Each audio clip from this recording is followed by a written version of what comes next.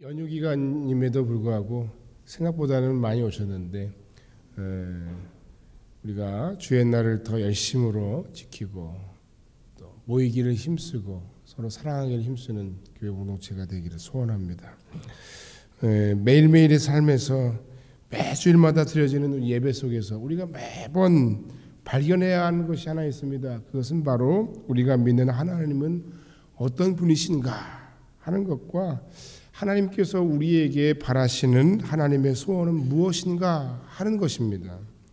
왜 이것을 우리가 매번 발견하고 깨닫고 또 깨달아야 하냐면은 하나님이 어떤 분이신지 우리가 책이 아닌 우리의 삶과 말씀 속에서 만나고 발견해야 하는 그 분명한 이유는 그분만이 우리가 믿는 유일한 하나님이시고 우리의 삶에 다른 소망이 없기 때문입니다. 그리고 그 하나님을 우리가 알지 못하고서는 우리의 삶이 전혀 해석이 되지 않는다는 겁니다. 이건 뭐지? 이런 하나님의 인도하심과 그리고 하나님의 반응은 어떤 의도지? 무슨 뜻일까? 이것을 파악하지 않고서는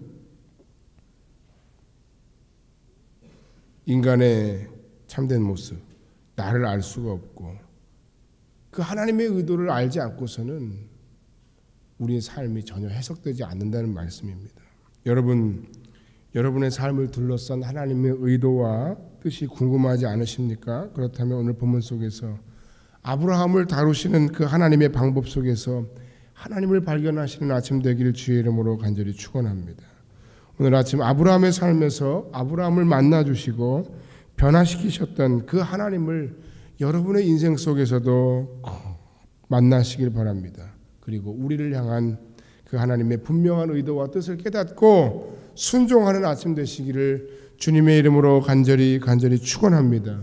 저는 오늘 본문 말씀 18장을 읽었지만 16장, 17장, 18장 전체를 가지고 함께 사실 말씀의 은혜를 오늘은 나누기를 원합니다. 이 본문의 말씀 속에서 아브라함이라고 하는 지극히 작은 한 인간을 사랑하시는 하나님의 마음을 저는 이 말씀 가운데서 보았습니다. 아브라함이 물론 하나님이 쓰시려고 하는 그런 모든 민족의 복의 근원으로서의 어떤 영적 못자리판과 같은 그런 역할을 하는 사람이었으면 분명하지만 그 아브라함이라고 하는 그 보잘것없는 한 사람을 택하시고 사랑하시며 그를 향해 마음을 쓰시는 그 마음 속에서 하나님이 그를 얼마나 사랑하셨는지, 하나님이 그를 어떻게 만들어 가시는지 하는 과정들을 알게 되었는데 여러분도 그 하나님의 마음을 조금이라도 알기를 원합니다. 하나님은 정말 아브라함의 인생을 세밀하게 보고 계셨고 그를 인도하시며 그를 성장시켜 가고 계심을 우리가 발견할 수 있습니다. 우리는 인생에서 때로 내 계획과 너무 다른 하나님의 인도하심 앞에 당황할 때가 참 많습니다. 이만하면 된 것 같은데 지금쯤이면 풀릴 때가 된 것 같은데 하나님은 왜 그런지 응답하시지 않고 침묵하시고 하나님은 그 모든 것이 되도록 허락하지 아니하시고 오히려 우리에게 더 많은 숙제를 남겨주시기도 합니다. 그런데 그런 이해할 수 없는 하나님의 인도하심 속에는 분명한 하나님의 우리를 향한 의도가 담겨 있다는 사실을 우리가 알아야 합니다. 그 의도가 획일적으로 모든 의도는 다 이겁니다 라고 얘기하기는 어렵지만 분명한 하나님의 의도와 섭리와 인도하심이 있음을 우리는 믿어야 합니다. 그 아브라함을 향한 또는 우리를 향한 그 하나님의 의도, 하나님의 인도하심의 분명한 방향이 한 가지가 있는데 그것은 바로 성숙입니다. 하나님께서는 나와 여러분이 과거보다 현재보다도 더 앞으로 우리 앞에 있는 우리의 모든 삶 속에서 더 영적으로 더 성숙하기를 원하고 계시다 하는 겁니다. 그럼 우리가 아브라함을 통해서 아브라함의 삶을 만들어 가시고 손대시고 다듬어 가시는 그 하나님을 보면서 알 수 있다 하는 겁니다. 하나님은 우리의 성숙을 바라십니다. 우리의 성숙을 바라시는 하나님은 첫 번째 인생의 막다른 골목에서 나를 연단하시는 하나님이십니다. 삶이 힘들고 지치고 답답한 일투성이에 되는 일은 없고 하나님께서 내 기도에 전혀 응답하지 않고 침묵하실지라도 우리는 그럼에도 불구하고 우리 하나님 여호와를 끝까지 신뢰하며 따라갈 수 있을 것인가? 라고 하는 질문입니다. 창세기 12장 2절에 보면 내가 너로 큰 민족을 이루고 내게 복을 주어 내 이름을 창대케 하리니 너는 복의 근원이 될지라. 그런데 그 이후에 아무 일도 일어나지 않았어요. 그가 그토록 순종했건만. 그 당시에 믿음의 초년병이었던 그는 희미한 약속 같은 그 비전, 내가 너로 복을 주어 내 민족을 크게 이루고 너는 복의 근원이 되게 할지라, 복의 근원이 될 것이다 라고 하는 그 비전을 붙들고 살아갔지만, 그런데 어려움을 만납니다. 아무 일도 일어나지 않아요. 하나님이 너를 복의 근원이 되게 할 것이다 라고 얘기했지만 정작 그에게는 자식이 없어요. 그때마다 하나님께서 그를 밖으로 데리고 나가서 말씀하시죠. 밤하늘에 무뼈를 셀 수 있나 보아라. 내 자손이 이와 같으리라. 이렇게 말씀하십니다. 하지만 결국 불안했던 인간 아브라함은 어떻게 하죠? 자신의 인간적인 방법으로 아들을 얻고야 맙니다. 아내 사라의 권유대로 그 아내의 여종 하갈을 취하여 이스마엘이라는 아들을 낳았습니다. 그리고 그것이 어떤 결과를 낳았느냐? 하나님과 아브라함을 일시적으로 단절시키는 크나큰 결과를 낳고 말았습니다. 창세기 16장 16절 말씀에 보면 하갈이 아브라함에게 이스마엘을 낳았을 때에 아브라함이 86세였더라 그랬어요. 그리고 17장 1절이 아주 의미 있는 절인데, 아브라함이 99세 때에 여호와께서 아브라함에게 나타나서 그에게 이르시되 나는 전능한 하나님이라 너는 내 앞에서 행하여 완전하라 그 말씀하십니다. 자, 산수를 해보죠. 그가 자신의 하나님의 인도하심 속에서 자신의 인간적인 방법으로 아들을 얻으려고 시도한 나이가, 그래서 얻은 나이가 86세고, 그리고 다시 하나님께서 그에게 나타나셔서 나는 전능한 하나님이다, 너는 내 앞에서 행하여 완전하라 하실 때가 99세예요. 몇 년의 갭이 있습니까? 그렇습니다. 하나님과 아브라함 사이를 결국 이 사건이 13년간이나 단절시켰다는 거예요. 여러분, 인생에 있어서 가장 큰 저주가 무엇입니까?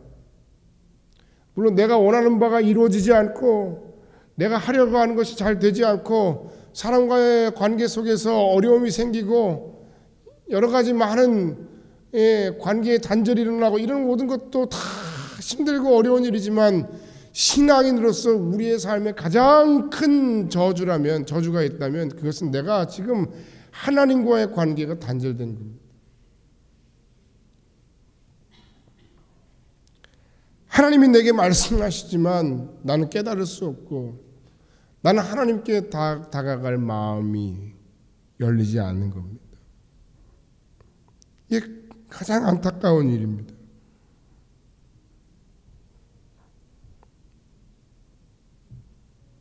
하나님이 우리와 상대해 주시지 않는 거예요. 하나님이 아브라함과 상대해 주시지 않았던 거예요. 그런데 우린 뭐라 그래요? 자기들이 혹은 내가 하는 짓은 생각하지 않고 그저 하나님은 나에게는 무조건 관대하기만 바라죠. 이런 우리들의 어리석은 신앙을 우리가 한번 돌아봐야 됩니다.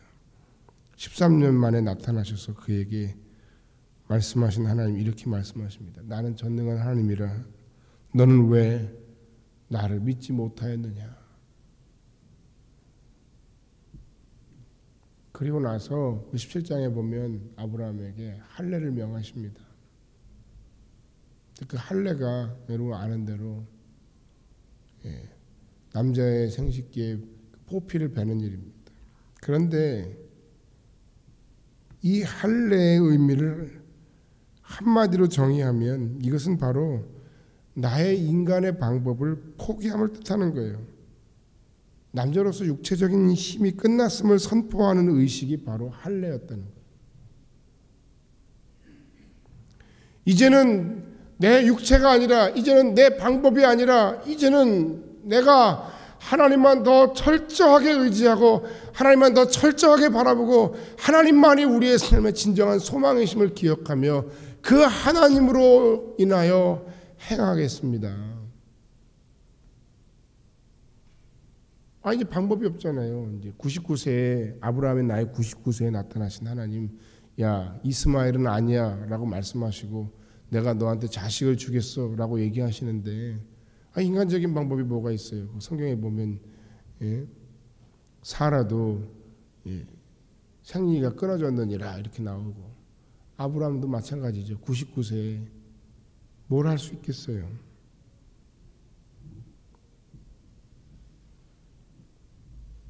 하나님은 우리의 인생의 막다른 골목에서 우리가 더욱 철저히 하나님만 의지하고 하나님만 바라보고 하나님만 붙들기를 간절히 바라고 원하십니다. 그것이 내 인생, 내 가정, 심지어 우리 교회 공동체에도 그대로 적용되는 말씀인 줄로 믿습니다.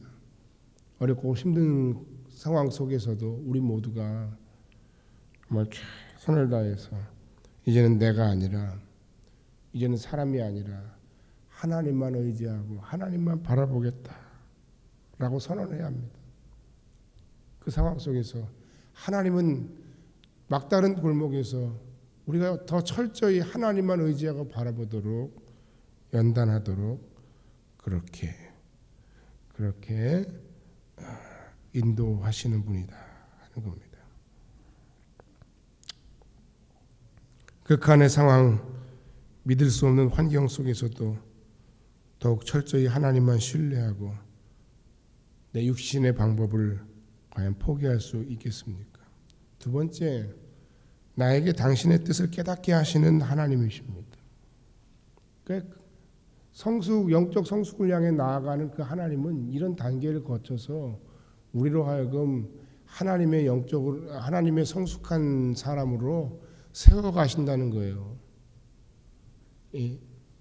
막다른 골목에서 하나님만 의지하고 바라보도록 연단하실 뿐만 아니라 이제는 우리로 하여금 하나님 아버지의 뜻을 깨닫게 하시는 단계의 성숙으로 나아가게 하신다는 거예요. 창세기 18장 1절 이하에 보면 아브라함이 3명의 나그네를 융숭하게 대접하는데 아브라함은 정성껏 떡을 만들고 송아지를 잡아 요리하고 엉긴 젖으로 대접했다 그렇게 기록되어 있어요. 사실 그 나그네 무리는 아브라함의 집에 임한 그 천사의 무리였고 하나님께서 더불어 아브라함의 집에 방문하셨던 거예요. 여호와께서 그 가정을 축복하시면서 17절에 말씀하시죠. 내가 하려는 것을 아브라함에게 숨기겠느냐 이렇게 말씀하십니다. 여러분 여기서 우리가 무언가를 또 깨달아야 합니다. 물론 나그네와 소자를 잘 대접하는 아브라함의 성품과 축복을 우리가 성품과 그런 말미암아 축복을 우리가 발견하지만 더 중요한 것은 내가 하려고 하는 그 모든 것을 아브라함에게 숨기겠느냐 하는 거예요. 하나님의 일하시는 결국 사람을 통해 일하시고 하나님의 의도는 그 계획은 반드시 그 사람들을 통해서 나타내신다는 사실입니다. 얼마나 놀라운 일입니까? 하나님께서 하나님의 계획을 알리셨고 그와 함께 일하신다는 거예요. 그리고 그 내용은 소돔과 고모라 그곳에 부르짖음이 크고 그 죄악이 심각하기 때문에 그 땅을 유황불로 멸망시키실 것이다 라는 내용이에요. 그만큼 이제는 하나님께서 인정하시고 신뢰할 만한 인물이 되어간다. 성숙을 향해 더 나아가고 있다 하는 겁니다. 동시에 아브라함이 하나님의 뜻에 이제 조금 더 그 연단의 과정을 거쳐서 성숙을 향해 나아갈 때에 하나님께서 좀 더 민감한 사람이 되고 있다 하는 이야기도 되기도 합니다. 여러분, 하나님께서 바라시는 신앙의 성숙, 영적 성숙의 과정은 우리가 하나님 아버지의 마음을 알고 깨닫는 것입니다. 그런데 잘 기억하시기 바랍니다. 이것은 어떤 신비적인 특별한 은사를 가진 사람들에게만 주시는 것이 아닙니다. 자신이 굉장히 특별한 은혜와 은사를 받아서 그 은사만이 최고인 줄 착각하고 자신에게만 하나님께서 하나님의 뜻을 알려주셨다라고 생각하는 사람들이 종종 있는데, 그런 사람들은 정말 어리석고 유아기적인 그런 신앙의 모습에서 벗어나지 못한 사람입니다. 진정한 하나님의 은혜를 받은 사람은 하나님께서 나에게만 하나님의 뜻을 알려주셨다라고 떠벌리지 않습니다. 그게 목사라도 마찬가지예요. 그 특별한 하나님의 은혜를 경험했어도 마찬가지예요. 성령의 역사는 교만의 영이 아니고 오히려 분별의 영이고 분열의 영이 아니고 오히려 하나됨의 역사를 이루는 영인 줄 믿습니다. 할렐루야. 하나님의 복음의 비밀은 믿지 않는 불신자들에게는 그것이 비밀이지만, 그러나 믿는 하나님의 자녀들인 우리에게는 더 이상 그것이 비밀이 아니에요. 하나님은 우리가 당신의 뜻을 제대로 그리고 깊이 알기를 원하십니다. 이거는 어떤 교회 안에 한두 사람의 전유물이 아니에요. 모든 하나님의 사람들이, 모든 하나님의 교회 공동체가, 모든 하나님의 백성들이 다 그 하나님의 뜻을 알려고 더 하나님 앞에 나아가고, 더 그 하나님의 말씀의 은혜를 사모하고, 더 그 하나님의 의도가, 그 뜻이 우리 교회를 혹은 내 삶과 가정을 향한 하나님의 의도가 무엇인지 더 깊이 알려고 하나님 앞에 엎드려져야 합니다. 그 하나님의 의도와 뜻을 우리가 알지 못하고선 우리의 삶에 행하시는 그 하나님의 인도하심을 우리가 알 방법이 없죠. 그런 이유로 하나님의 자녀들인 우리에게는 성령이 계신 거예요. 그리스도의 영, 성령이 없는 그리스도의 사람은 없다 그랬죠. 그리스도의 영이 없으면 그리스도의 사람이 아니다라고 로마서에서 말씀하고 있지 않습니까? 진리의 영이신 성령이 내 안에 계시고, 그 성령으로 말미암아 우리가 하나님의 말씀을 사모하고 깨닫기를 원할 때 하나님은 그 하나님의 뜻을 깨닫는, 그 하나님의 뜻을 아는 은혜를 부어 주신다는 것입니다. 할렐루야. 여러분, 문제는 뭐예요? 우리가 그 하나님의 뜻을 알려고 하지 않는 거예요. 우리가 그 하나님의 뜻에 관심이 없는 거예요. 안 가르쳐 주시는 것이 아니라 내가 딴 데 정신이 팔려 있는 겁니다. 무엇이 여러분의 마음을 홀딱 빼앗아 갔습니까? 지금 우리는 무엇에 미쳐 살고 있습니까? 하나님의 뜻, 아버지의 마음에 더 깊은 관심을 갖는 여러분들이 되시기를 주님의 이름으로 간절히 축원합니다.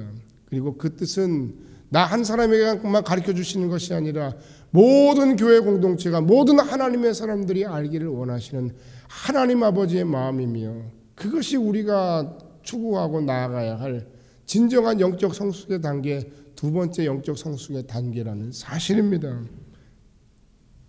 그리고 마지막 세 번째로, 하나님은 나의 기도를 사용하시는 하나님이십니다. 할렐루야. 우리 모두가 거룩한 하나님의 뜻을 이루는 일에 부름받았습니다. 그러므로 우리는 하나님의 동역자로 쓰임받아야만 합니다. 그것이 우리의 삶의 목적이니까 그렇습니다. 그리고 그렇게 살면 나 자신과 가문의 영광일 뿐만 아니라 우리가 큰 은혜를 경험했기 때문에 그렇습니다. 만약 이도 저도 아니면 우린 이걸 알아야 됩니다. 마음이 움직이질 않으면 이거라도 생각해야 됩니다. 하나님의 사람들, 하나님과 더불어 일하는 하나님의 사람들은 그의 삶에 방향을 절대로 잃지 않는다. 실패하지 않는다. 절대로 하나님의 동역자는 하나님의 도우심으로 반드시 승리한다.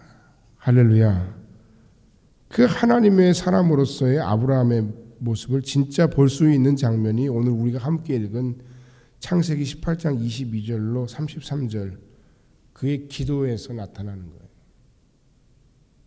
지금 이 아브라함의 기도는 그냥 기도가 아니에요. 뭔가 내공이 있는 기도예요. 하루아침에 어느 날 갑자기 자고 일어나니까 그 아브라함의 입에서 이런 기도가 툭 하고 튀어나온 게 아니라는 말씀이에요.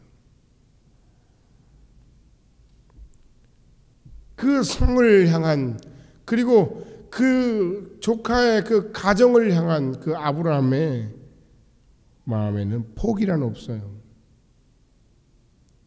그 절절한 마음을 우리가 알아야 돼요. 하나님 50명이면 하나님 45명이면 어떻게 하시겠습니까? 40명이면 어떻게 하시겠습니까? 30명이면 20명이면 10명이면 어떻게 하시겠습니까? 포기하지 않았고 그는 포기할 수가 없는 거예요. 저는 이 말씀을 보면서 대표적인 그 마가섬의 기도의 그 기도로 유명한 모세의 기도가 생각났고 이스라엘 민족 전체를 면하시려고 할 때 그들을 앞에 서서 차라리 내 이름을 아버지의 생명책에서 지워주십시오. 그렇게라도 이 민족을 살려주십시오라고 말했던 그 모세의 기도가 생각났어요. 또 한 영혼 한 영혼 한 심령을 살리시려고 험산줄령 헤매어 있는 예수 그리스도의 마음, 목자의 마음을 우리가 생각할 수 있습니다. 그가 구하려고 하는 롯의 가정, 롯이라고 하는 인물이 얼마나 배은망덕한 사람입니까? 창세기 13장에 보면 혈혈단신으로 자기 혼자도 먹고 살기 힘든데 조카를 보살피고 먹고 살 만큼 해놨더니 이 조카가 이렇게 얘기합니다. 이 조카의 목자들과 아브라함의 목자들이 싸우니까 아브라함이 이렇게 얘기합니다. 네가 우하면 나는 좌하고 네가 좌하면 나는 우하겠다 하는 말에 그는 얼른 날름 좋은 땅을 다 자기가 다 선택해서 가버렸어요. 그리고 그 땅이 바로 소알이라고 하는 지역이었죠. 자기 좋은 대로 좋은 땅을 분가해서 세상을 향해 나아간 사람이 조카인 롯이었어요. 하나님 은혜로 살만해지니까 세상으로 나아간 겁니다. 그럼에도 아브라함은 그 조카를 그냥 살리겠다고 그돌라오멜 연합군에게 잡혔던 그 조카를 살리겠다고 318명을 거느리고 전쟁에 나가죠. 하도 얼떨결에 나가서 싸워서 이기고 돌아오고 난 다음에 두려움이 왔어요. 야, 이거 내가 이기긴 했는데 이게 보복이 두렵다. 큰일 났다. 그때 하나님이 15장 1절에 나는 내 방패여 너의 지극히 큰 상급이니 너는 두려워 말라. 그렇게 위로하신 적도 있어요. 한두 번이 아니에요. 오늘 본문에도 보면 두 번째 그 조카의 가정을 살리기 위해서 정말 최선을 다해 하나님 앞에 눈물로 기도하는 그 아브라함의 모습이 나와요. 여러분 우리의 삶의 주변에 내 마음을 아프게 하고 힘들게 하고 그리고 나를 고통스럽게 하는 사람들이 있어요.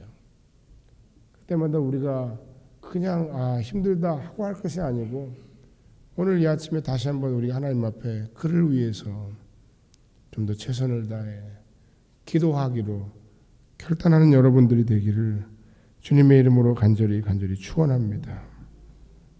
하나님 그 기도 자체를 기뻐하세요. 하나님 그 기도의 간절함을 참 기뻐하세요. 그 성을 그 사람을 구원하여 달라는 하나님의 심판을 막아서는 그 기도를 기뻐하셨어요. 여러분 이번 한 주간도 여러분이 어떤 처소와 어떤 위치, 어떤 형편 가운데 있든지 더 열심으로 아브라함과 같은 마음과 믿음으로 하나님 앞에 나아가길 원합니다. 하나님께서는 모든 사람이 주께 돌아오기를 기뻐하십니다. 이성을 사해달라는 그 기도했던 그 아브라함의 마음, 그 기도가 얼마나 놀랍고 그 기도가 얼마나 복되고 그 기도가 얼마나 하나님의 마음에 흡족했습니까? 여러분, 그런데 우리가 여기서 정말 늘 날마다 이야기는 하는 이야기지만 생각하고 또 생각해야 하는 것이 있습니다. 그건 뭐냐면 아브라함의 그 사랑, 아브라함의 그 기도가 대단했던 것만큼 이상으로 하나님의 안타까움은 더 크셨고 하나님의 사랑은 더 크셨고, 하나님은 누가 나를 위하여 이들을 구원할까? 누가 저들을 위하여 내 앞에 나와 기도할까? 내가 누구의 기도를 들어 사용할까? 그것을 이미 찾고 계셨던 분이시라는 사실입니다. 아브라함이 조카를 사랑하는 마음 이상으로 하나님은 그 조카의 가정을 사랑하고 계셨고, 당연한 거 아니겠어요? 아브라함이 그 땅의 민족을, 그 땅의 백성들을 구원하고자 열심히 기도했지만, 그러나 그 자기의 백성을 멸하셔야 하는 그 심판하셔야 하는 그 하나님의 마음이 아브라함보다 못했을까요? 그렇지 않아요. 오히려 아브라함보다 더 크셨기 때문에 그 아브라함의 기도가 하나님의 마음에 합했던 겁니다. 여러분, 이제는 우리가 우리 신앙이 여기 이 자리까지 나아가야 합니다. 이 모습으로까지 성숙해야 합니다. 하나님의 마음과 같은 마음으로 누군가를 바라보고, 하나님의 마음과 같은 마음으로 선교지를 바라보고, 하나님과 같은 마음으로 교회를 바라보고, 하나님과 같은 마음으로 안타까운 우리의 삶의 현실을 바라보고, 그런 마음으로 우리가 하나님께 엎드려 기도할 수 있다면 그 기도의 모습이 하나님 앞에 얼마나 복되고 성숙한 것일까. 다시 말씀드리지만 저는 이 아브라함의 기도가 어느 날 갑자기 하루아침에 툭 하고 튀어나온 기도가 아니라고 확신합니다. 수많은 인생의 어려움과 고난 속에서, 연단 속에서 만져주시는 하나님의 그 성숙해 하심의 과정 속에서 그 하나님 앞에 이렇게 기도했어요. 놀라운 사실은 그럼에도 어쨌든 간에 어떤 형편과 어떤 과정을 거쳐서든 그가 자신의 자리에 있어야 할 자리에 있고, 그가 하나님의 인도하심을 따라 점점 변화된 모습으로 성숙을 향해 나아가고 있다는 사실입니다. 여러분은 지금 뒤로 가고 계십니까? 제자리에 있습니까? 아니면 하나님이 기뻐하신 삶의 모습대로 앞을 향해 성숙을 향해 나아가고 있습니까? 하나님의 의도는 분명합니다. 그 하나님의 의도 앞에 여러분 어떻게 지금 반응하고 계십니까?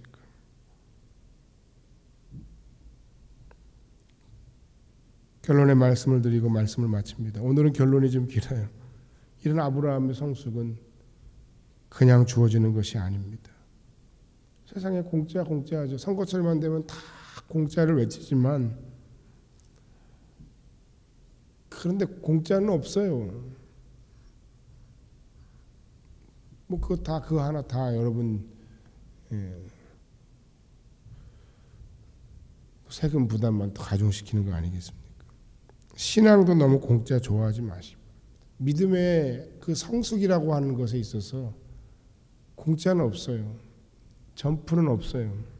월반은 없어요. 어느 날 자고 일어났더니 내 신앙이 이렇게 좋아지고 내 신앙이 이렇게 성숙해졌더라. 그런 건 없어요. 우리 믿음이 성장하고 영적으로 성숙하려면 이 믿음이라는 것도 한 단계 차곡차곡 그 코스웍을 밟아가야 한다는 사실이에요. 어떤 과정입니까? 포기예요. 포기. 아브라함은 가나안이라는 약속의 땅을 얻기 위해 본토 친척 아버지 집을 떠나야만 했죠. 포기가 믿음의 단계예요. 어쩌면 우리는 아직 이것조차 하지 못해서 야복강가의 야곱처럼 하나님과 지금 씨름하고 있어요. 그다음 투자예요. 투자예요. 사람이 무엇으로 심든지 그대로 거두리라. 결국 믿음도 투자해야 성장하는 거예요. 성장하기 위해서 시간을 투자해야 돼요. 물질도 드려야 돼요. 공짜는 없더라고요. 축구를 잘하려면 그만큼 노력하고 돈이 들어가야 돼요. 탁구를 잘하려도 마찬가지. 뭘 해도 마찬가지예요. 그냥 되는 건 없어요. 골프도 마찬가지겠죠. 저는 골프는 아직 칠 줄 모르지만 노래도 마찬가지예요. 시간과 물질과 땀을 흘려야 합니다. 믿음도 마찬가지입니다. 물론 구원은 공짜입니다. 구원에 관한 한 인간의 노력과 투자는 아무런 의미가 없습니다. 오직 예수 그리스도 어린 양의 보혈의 능력만이 우리를 구원합니다. 하지만 그 구원의 은혜가 임한 성도들에게 요구되는 것이 있습니다. 그것이 바로 뭐냐면 그 하나님이 우리를 구원하신 그 목적과 그 비전이 우리의 삶에 실현되고 성취되도록 하기 위해서 우리는 또한 그 하나님의 은혜 앞에 반응해야 되는 거예요. 우리의 모든 삶을 드리는 헌신이 필요합니다. 그것이 바로 그 헌신이 바로 투자예요. 이 믿음의 단계를 거치지 않고서는 성숙이라는 것이 없어요. 아브라함도 다 이런 과정을 거쳤어요. 그리고 마지막으로 인내. 오래 기다리셔야 돼요. 우리가 사는 이 세상엔 우리를 답답하게 하고 힘들게 하는 많은 현실적인 문제들이 있습니다. 문제 없는 사회, 문제 없는 교회, 문제 없는 가정, 문제 없는 인생은 없습니다. 심지어 하나님이 약속하셨던 가나안 땅에도 대적들은 있었고 많은 문제가 있었습니다. 그 모든 많은 수많은 문제들 앞에서 우리는 숨도조차 쉴 수 없어서 이젠 정말 끝인가 보다 라고 생각하는 그 순간에조차 하나님은 우리에게 무엇을 요구하십니까? 제가 아까 처음에 드렸던 질문, 그럼에도 너는 나를 믿느냐? 그럼에도 너는 나를 신뢰할 수 있느냐? 바로 그것이 하나님께서 우리에게 요구하시는 믿음의 수준이며 단계입니다. 여러분, 어떤 삶의 형편 가운데 있든지 하나님께서 우리에게 바라시는 것은 바로 우리 자신의 신앙의 영적인 성숙이라는 사실을 꼭 기억하시길 바랍니다.